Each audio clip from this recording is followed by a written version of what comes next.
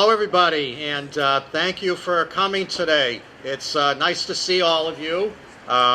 Welcome to Lawrence Heritage State Park on the occasion of the 14th annual Old-Fashioned 4th of July celebration. Good, okay, good. Okay. I am John Adams. This is my wife, Abigail Adams. I'm sure, right? I'm sure most of you or all of you are familiar with us, right? You've read about us, you've studied about us in history, and we're happy to be here today with you on this joyous occasion of the 243rd birthday of the United States.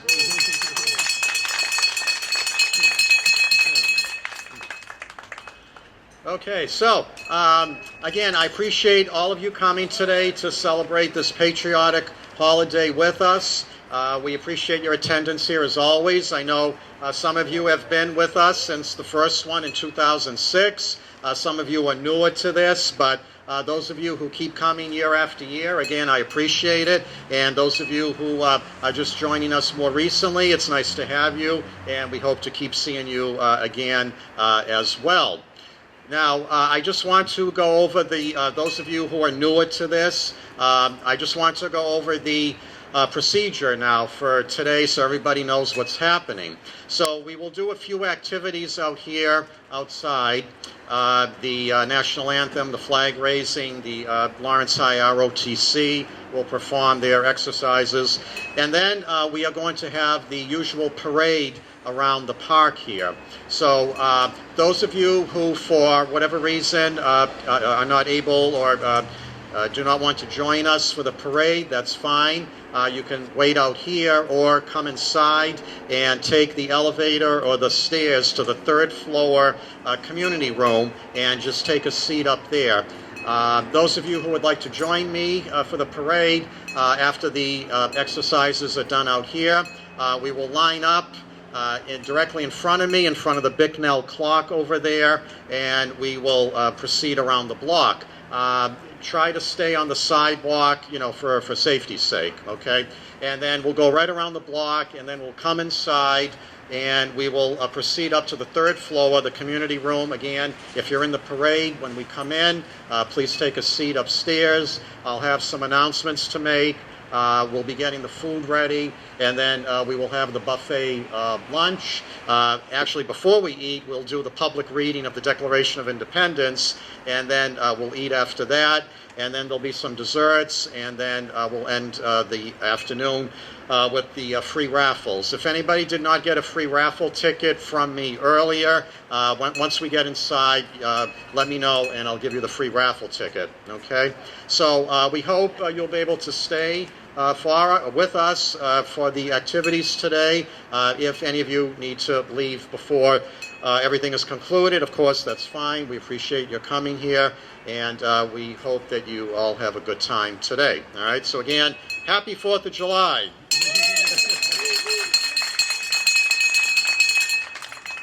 Okay, so first, for some brief oration, I would like to call up City Councilor at Large, Anna Levy, who will briefly address you now. Councilorwoman.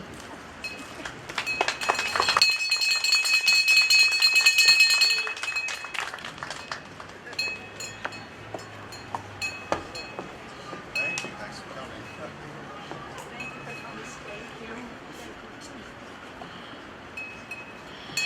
Good evening, good afternoon, good morning. Good morning. My name is Anna Levy. I'm Councilor at Large for the City of Lawrence, and it is a pleasure for me to be here today celebrating with all of you this Independence Day. United States, I think United States is the home for so many of us that are coming from any other country, but also it's important that for you guys to remember all the people that have been fighting for us to keep this, to keep United States as the place for everybody to come and live in peace and united. So thank you for being here celebrating the 14th anniversary. Yes, the 14th annual the 14 honors, for this celebration. I think so it is very important to keep going and doing and supporting, because that's to remember what happened in the past is something that we can bring to the future also for our people and for our city and for everybody to know. United States is the place for everybody to live free and also together in harmony. Thank you, and God bless everybody, and bless United States. Happy 4th of July.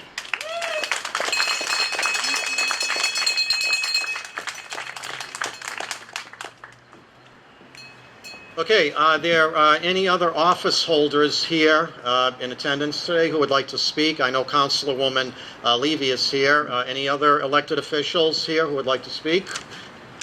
No? Okay, I just want to make sure I didn't leave out anybody. Okay, all right. So the Lawrence High ROTC Guard is in position now. And so I would like to call up Joseph Grieve, who some of you know him.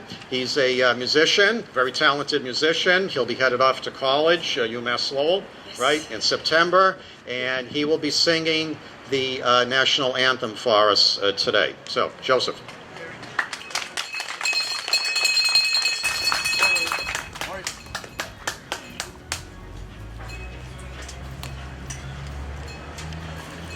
Mark sign. Mark.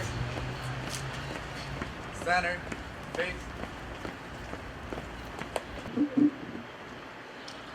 Oh, say, can you see by the dawn's early light what so proudly we hailed at the twilight's last gleaming, whose broad stripes and bright stars through the perilous fight o'er the ramparts we watched were so gallantly streaming, and the rocket's red glare, the bombs bursting in air, gave proof through the night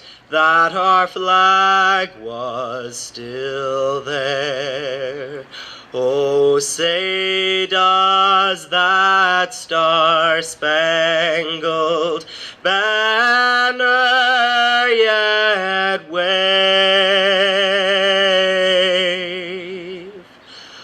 o'er the land of the free and the home of the brave?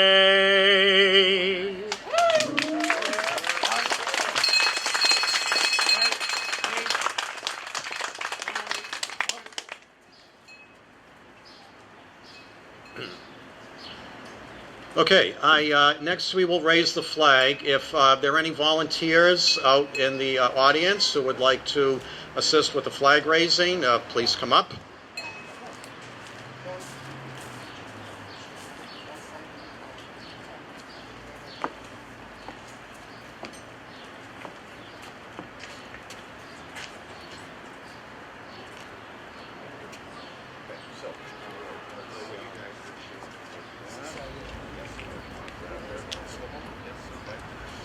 Good. Ho! Good. Ho!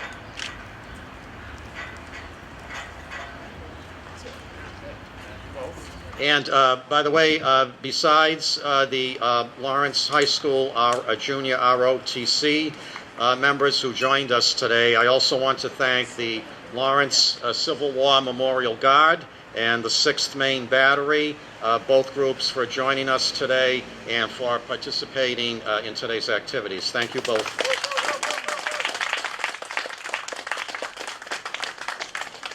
Okay, so we will now do our usual parade around the park.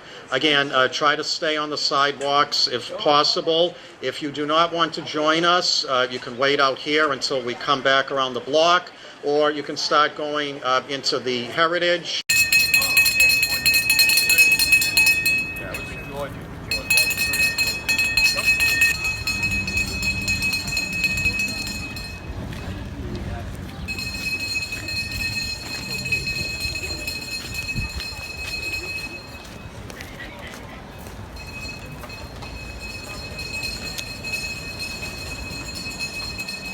Right wheel. Huh.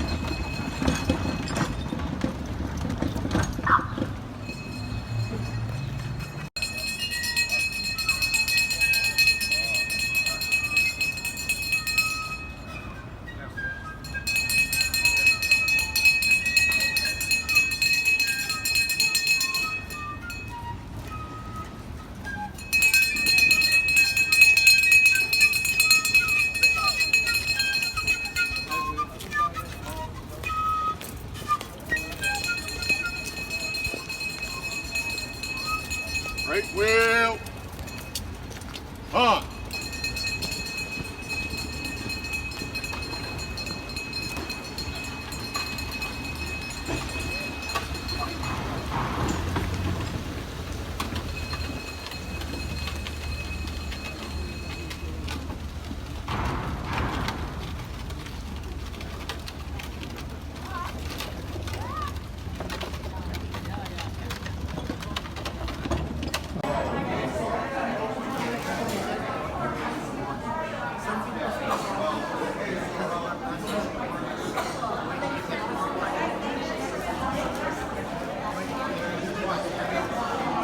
And also, for those of you who are not outside, some other groups that I'd like to thank, the Lawrence Civil War Memorial Guard, the 6th Maine Battery, the Lawrence High School Junior ROTC program, and our soloist for today, Joe Grieve. So thank you to all those individuals and groups.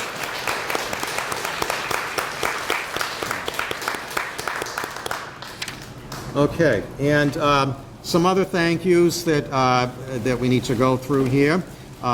First of all, the Eagle Tribune. As you may know, if you read the Tribune, 1 week ago today, they did up a nice article with me looking like this, right, and giving us some publicity. So we appreciate the Eagle Tribune for the article. And also Rumbo Magazine, Alberto and Dahlia, we appreciate that. Thank you. And also Jim Ross, Lawrence Cable TV, back there.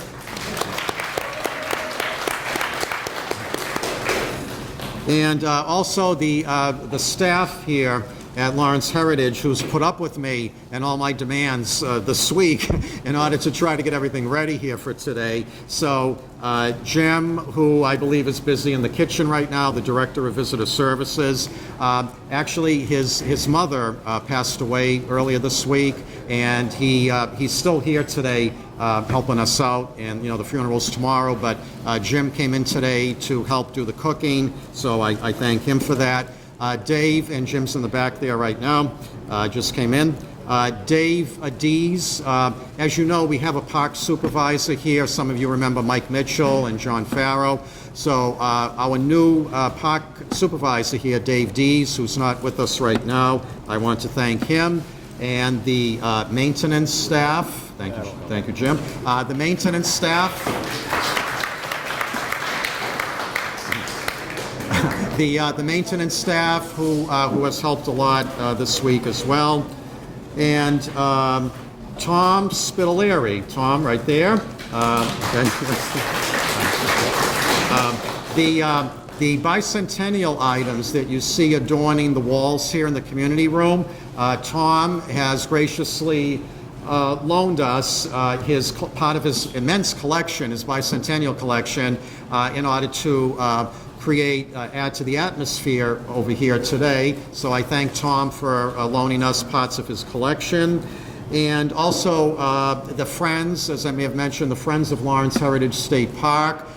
They're the group of supporters who help us here in a lot of different ways. And for today, if any of you are interested in becoming a friend of the park, for today only, we're offering half price off the dues, the membership dues, okay? So the information is on these brochures, which you'll see out back and downstairs in the lobby. So if any of you are interested in becoming a friend of the park, basically it designates you as a supporter of the park. Feel free, we hope you'll join, and for today only, for new memberships, it's half price. So whatever you see, it's a nominal fee, but whatever you see listed, it's half off for today, okay? So we appreciate your consideration of that. And I need a water break right now. Okay, thank you. All right, now, okay, so, all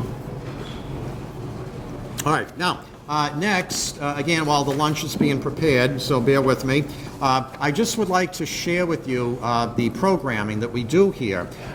Some of you, I know, you come for the 4th of July, and again, we appreciate your attendance here, but again, we would like everybody to take full advantage of the other things we do here besides our old-fashioned 4th of July program. So, out back and downstairs, one of the color-coded flyers is the green one here, okay? And the green one lists my walking tours that I give here, all right? So, for example, and they're all at 10 o'clock in the morning, so Tuesdays at 10, we walk to the Great Stone Dam, and I do some interpreting along the way about the mills here, the old mills, the canal, and then we end up at the base of the Great Stone Dam. I give you the history of the dam, and then we walk back. So we get, the walking tours are about an hour and a half, so we leave at 10 o'clock, we get back around 11:30.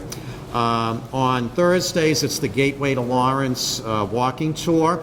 We head easterly up Canal Street behind me, and we end up at the Mound. Some of you know the Mound, right? Okay, the old Ferris site on Canal Street. So we climb, it's 25 feet high. If you can't climb with us, you can wait at the base, but we climb to the top of the Mound, and I do some interpreting up there as well as along the way. And when we get to the top of the Mound, we have gorgeous panoramic views of the whole area here. Then Fridays at 10 o'clock is the Monuments and Martyrs tour. What we do is we go up to the Compagnon Common up here, and as some of you know, or you all may know, or some of you, there are various monuments and markers on the Common. Sometimes, sadly, these monuments and markers are forgotten. So I did some research on all of them, and I do some interpreting regarding the various monuments and markers there. So if you'd like to learn more about the Compagnon Common and the monuments and the markers that are there and the meaning behind them, that's Fridays at 10 a.m. Okay. Then Wednesdays, we do not have a walking tour on Wednesdays, but it's a new program that I came up with for this summer. It's called Brown Bag Wednesdays, okay? It's basically a lunch and learn type program, okay? So that is from 12:15 until 1 o'clock, okay? So basically, you come with your brown bag lunch, okay? And we have a microwave oven here if you like to nuke your lunch, all right? If it's something that you like to heat up. And we provide coffee, cold water, and cookies, okay? And we have a different speaker every Wednesday. We started June 5th, and it goes until August 28th.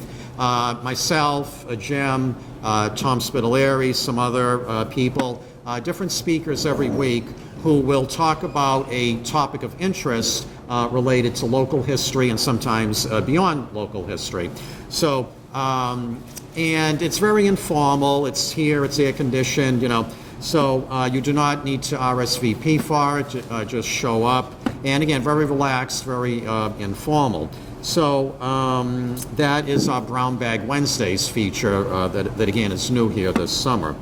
And then the boat tours. Everybody loves our boat tours. They're our most popular tour. All right, that is on the blue flyer, okay, that you'll see.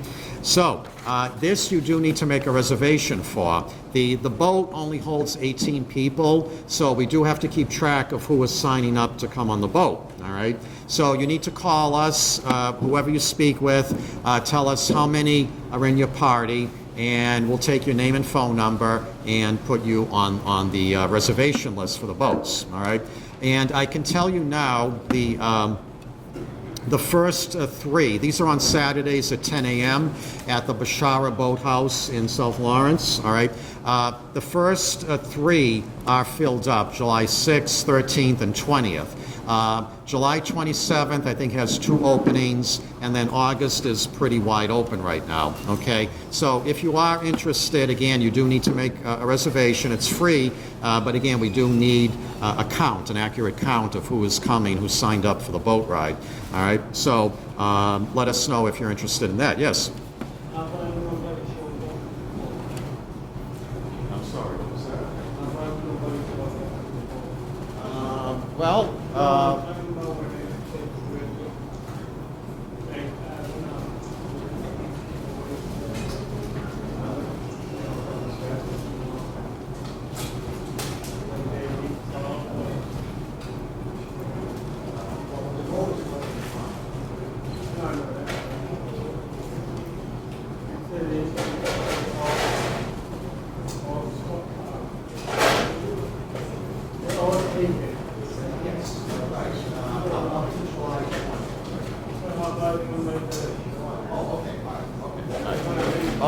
Okay, sure. Okay, yes.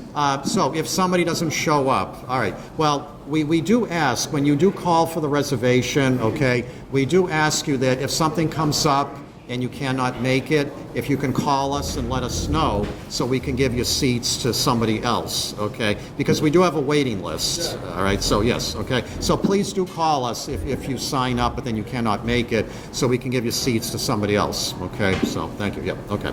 So it's a 2-hour boat ride. I'm the narrator, and we have a boat captain who pilots the boat.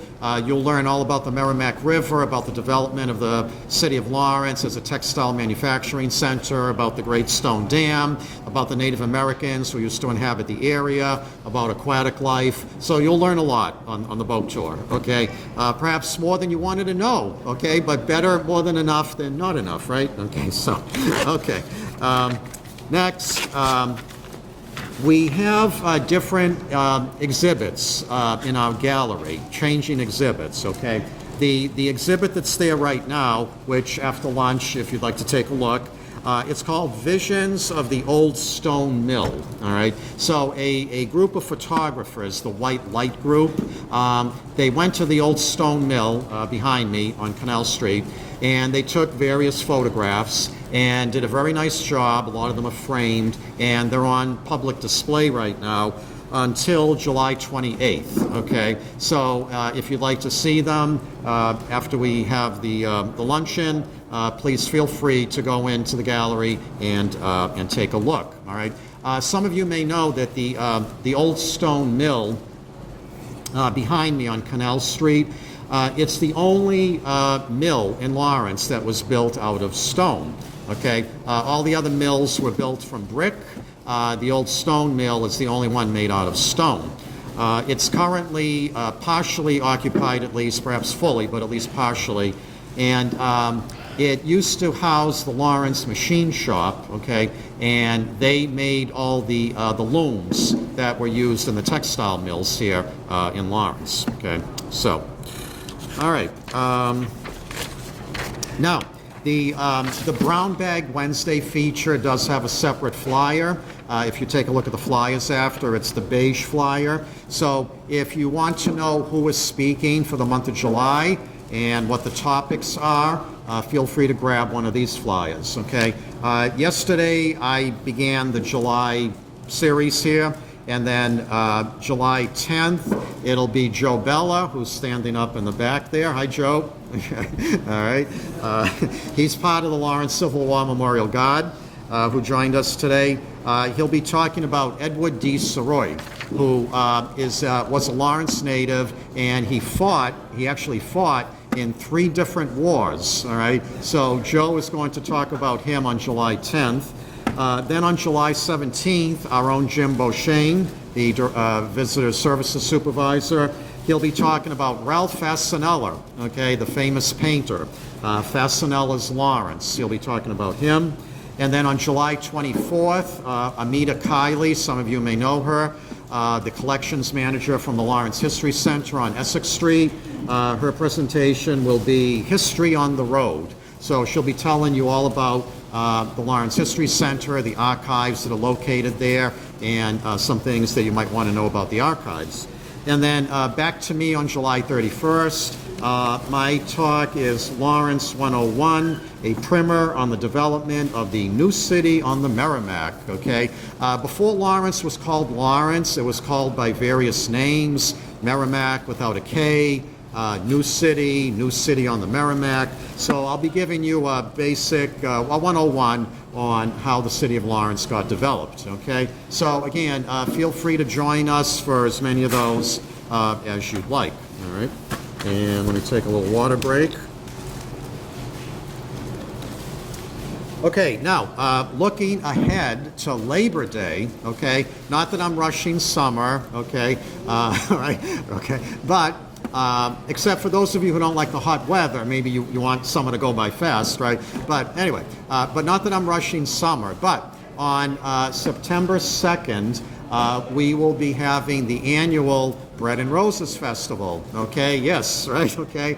And I know some of you are highly involved with that, and we appreciate your help, obviously, with that.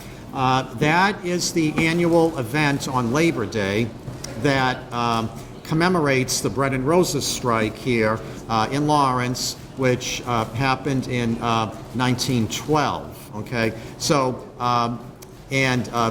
besides commemorating the strike, okay, it's also a commemoration, if you will, a tribute to the American worker, okay? So it has like 2 purposes.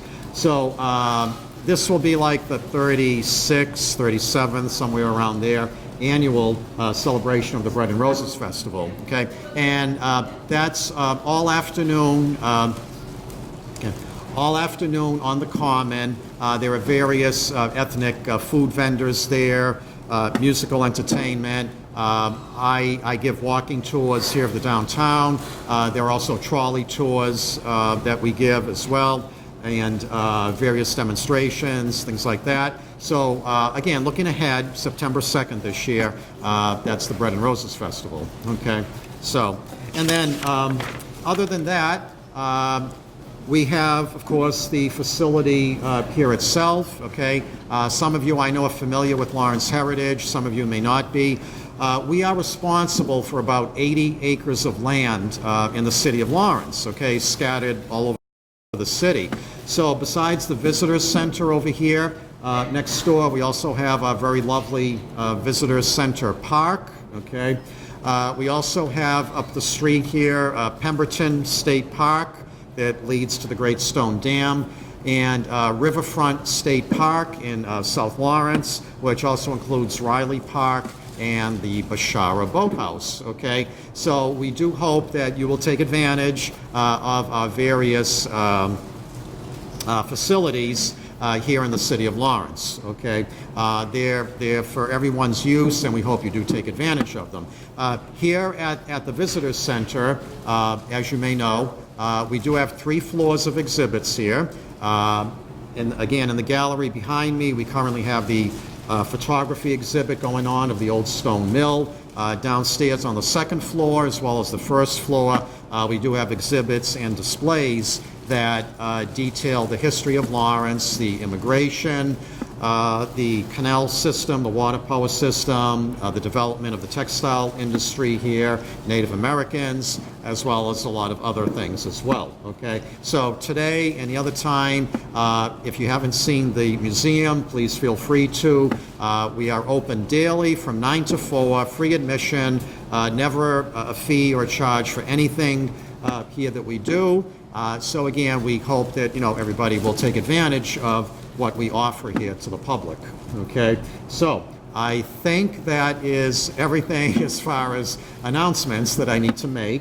So next, before we eat, as you know, we do a public reading of the Declaration of Independence, right? This is an old-fashioned 4th of July celebration.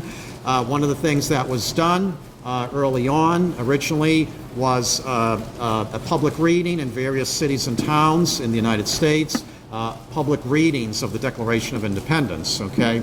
So, if I may have volunteers, those of you who would like to read a section of the Declaration of Independence, if you can please come up here, and I will get it started, and then volunteers will read after me, so if you can please come up, those of you who would like to read.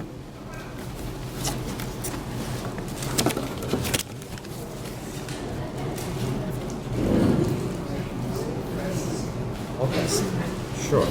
Okay. Okay, sure. Okay. Oh, can you get Tom? I got Tom's in the kitchen. He wanted to go first. Yeah, that bike does not work. Well, I know it's an old. Speak really loud. Okay, Tom. I'm getting started now. Well, I'll start off. Yeah. Okay. All right. Okay. All right. Okay. So, if you can all please listen now to the reading of the Declaration, give the volunteers your attention, and then when everybody is done, when the last person is done reading, we'll give all of them a round of applause. Okay. So, okay. Well, I know it's an old microphone, so if everybody could please try to speak as loud as possible. Okay. So, all right. Okay. So. In Congress, July 4th, 1776, the unanimous declaration of the 13 United States of America. When, in the course of human events, it becomes necessary for one people to dissolve the political bands which have connected them with another, and to assume among the powers of the earth the separate and equal station to which the laws of nature and of nature's God entitle them, a decent respect to the opinions of mankind requires that they should declare the causes which impel them to the separation.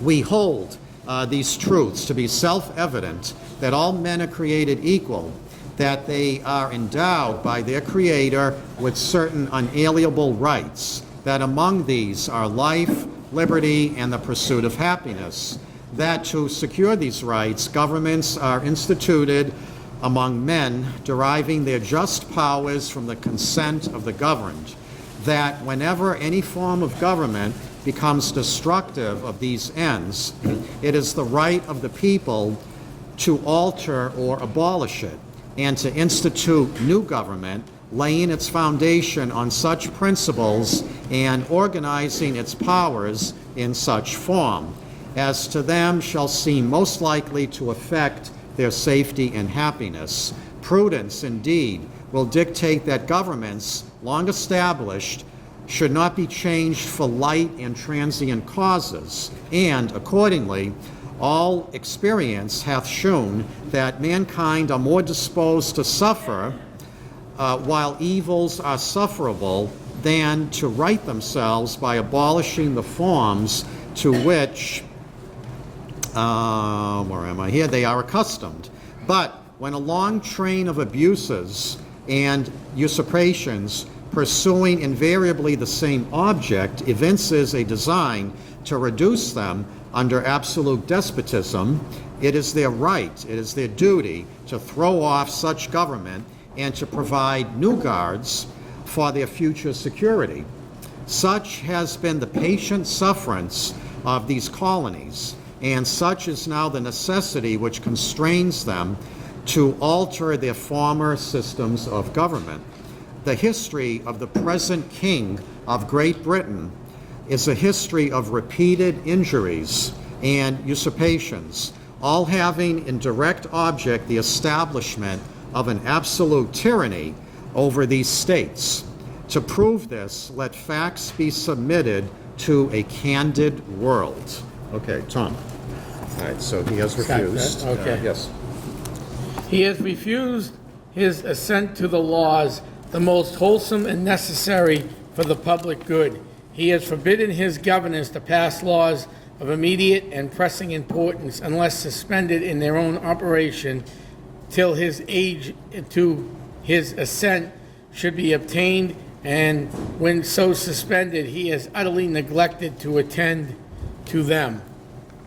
He has refused to pass laws for the accommodation of large districts of people unless those people would relinquish the right of representation in the legislature, a right of inestimable to them and formidable to the tyrants only. He has called together the legislative bodies at places unusual, uncomfortable, and distant for the depository of their public records, for the sole purpose of fatiguing them into compliance with his measure. He has dissolved representative houses, repeatedly opposing with mainly firmness his invasions of rights of the people. He has refused for a long time, after such dissolution of cause, others to be elected, whereby the legislative powers incapable of the alienation have returned to the people at large for their exercise. The state remaining in the meantime exposed to all dangers of invasion from without and convulsions within.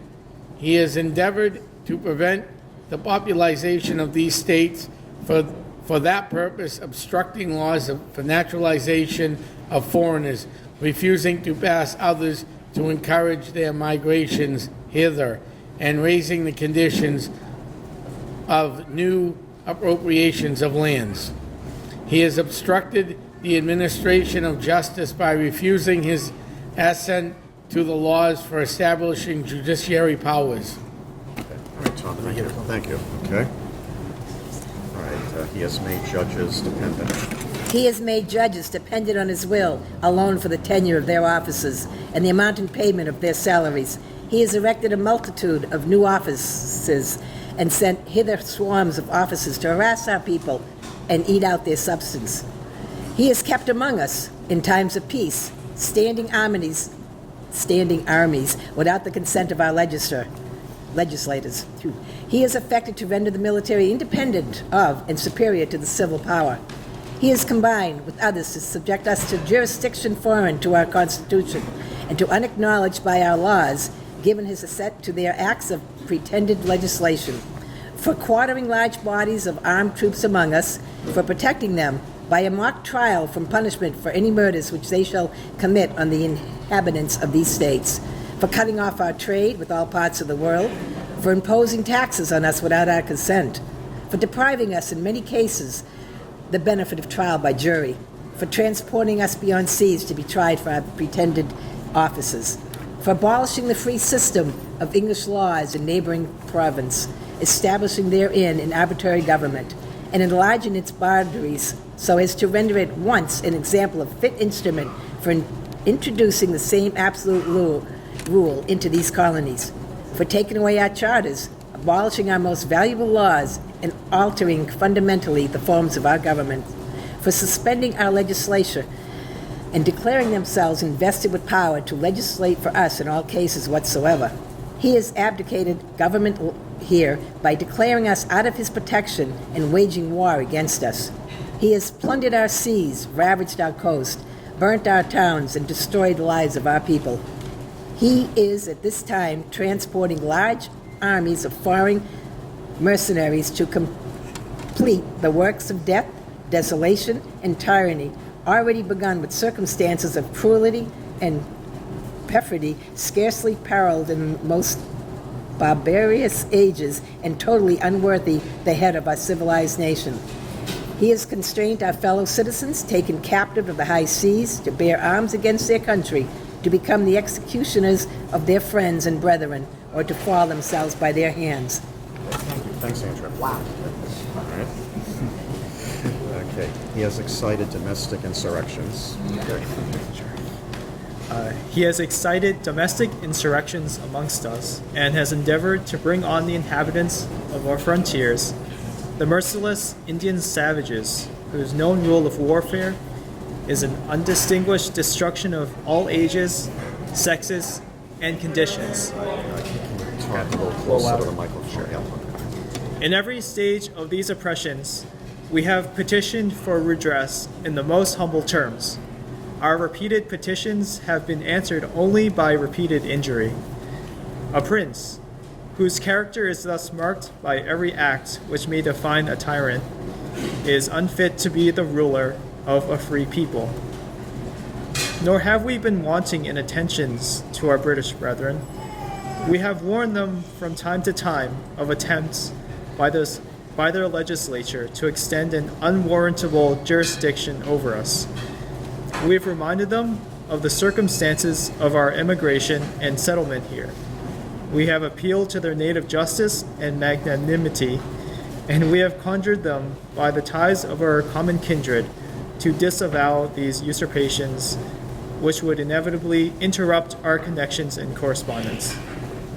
They too have been deaf to the voice of justice and of consanguinity. We must therefore acquiesce in the necessity which denounces our separation and hold them, as we hold the rest of mankind, enemies in war, in peace, friends. We, therefore, the representatives of the United States of America, in General Congress, assembled, appealing to the Supreme Judge of the world for the rectitude of our intentions, do, in the name and by authority of the good people of these colonies, solemnly publish and declare that these united colonies are, and of right ought to be, free and independent states, that they are absolved from all allegiance to the British Crown, and that all political connection between them and the state of Great Britain is and ought to be totally dissolved, and that as free and independent states, they have full power to levy war, conclude peace, contract alliances, establish commerce, and to do all other acts and things which independent states may of right do. And for the support of this declaration, with a firm reliance on the protection of divine providence, we mutually pledge to each other our lives, our fortunes, and our sacred honor. Okay. Thank you to everybody.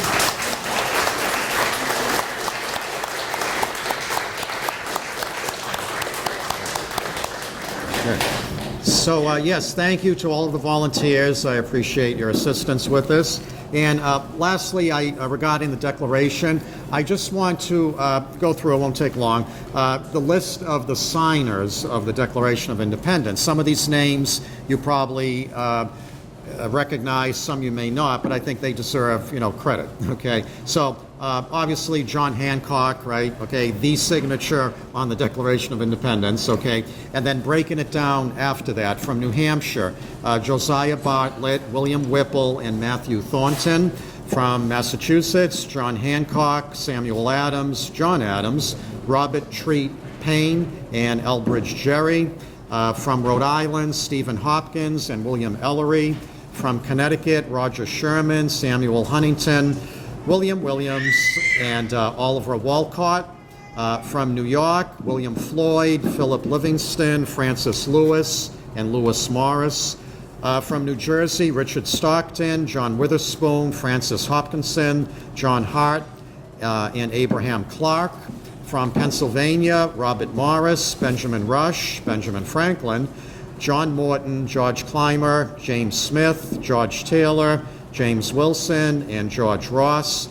From Delaware, Caesar Rodney, George Reed, and Thomas McCain. From Maryland, Samuel Chase, William Parker, Thomas Stone, Charles Carroll, and Virginia, George Richard Henry Lee, Thomas Jefferson, Benjamin Harrison, Thomas Nelson Jr., Francis Lightfoot Lee, Carter Braxton. From North Carolina, William Hooper, Joseph Hughes, John Penn. From South Carolina, Edward Rutledge, Thomas Haywood Jr., Thomas Lynch Jr., and Arthur Middleton.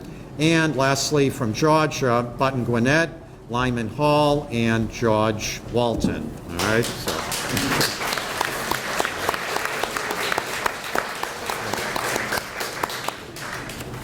All right. Okay, so. Oh, yes, okay. Abigail reminded me, and then I'll check on the food.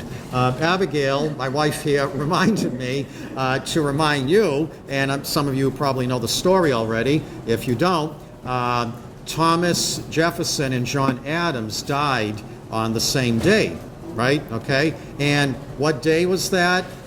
July 4th, right? Okay. 1826, okay? On the 50th anniversary, very appropriate, I guess, in a way, if you think about it, right? They both died hours apart on the 50th anniversary of the Declaration of Independence. Isn't that quite something, okay? But when John Adams died, He said at least Jefferson. yes, right. He said, okay, the famous quote that some of you may know, right? When John Adams died, he said, and Thomas Jefferson lives, right? Okay, not for much longer, right? Right? And actually, oh, thank you, yes, okay. So Abigail informed me, yes, that he actually had already died, okay? But where word did not travel fast at all back then, right? So word did not get to Adams before he died that Jefferson had already died, okay? So there's the famous quote there, but Adams did not know the news yet that Jefferson had already passed, okay? So that's quite a little, event there, an interesting event in our nation's history, that both persons, both of them, the second and third president, respectively, Adams and Jefferson, both signers of the Declaration, prime movers behind it. In particular, Jefferson had died the same day, just hours apart.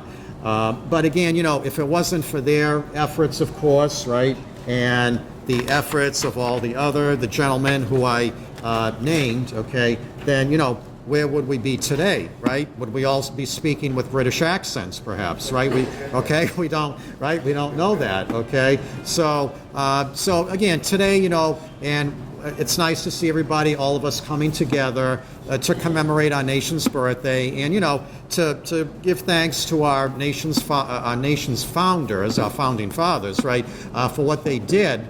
For us, right, okay, in order that we have the life that we do have today now, right, okay? And, there were 55 delegates at the Constitutional Convention. And, it was a very long, hot summer in Philadelphia that time, okay? And, Philadelphia is known as the city of brotherly love, right? But there was anything but brotherly love going on that summer, right? Okay, in Philadelphia. There was a lot of bickering, a lot of disagreement among the 55 delegates to the Constitutional Convention, okay? But, they knew, right? They had a serious job to do, and they knew that they had to get that job done, and they did it, right? It wasn't easy. It was very difficult. A lot of them, were away from home for quite some time, sweltering in the hot heat inside Independence Hall there in Philadelphia, okay? But they knew that they had to do this, right, okay, to declare the Declaration of Independence, right, to come up with that important document so that we could create our nation and become a free nation at that, okay? So let's, today while we're celebrating and partaking of various observances, let's all keep that in mind as well at the same time, okay? What the Founding Fathers did for us, very arduous task, not easy, all right? But they hung in there against great odds, right? And they got the job done, and because of what they did, their time and effort, that's why we're all here today doing what we're doing, right? Okay, so, yes, Abigail, yes, okay, yes, go ahead. And I must say, in our great city of Boston, it was, he won't say he's for once being very modest. It was my husband's vision to have it celebrated with church bells, with cannons, and with fireworks. It was my husband's vision, which I'm pleased to say Boston acts out to this day. He wanted it marked that we are free from another country that wasn't respecting our rights. So thank you, husband. Yes, you're welcome, Abigail, yes.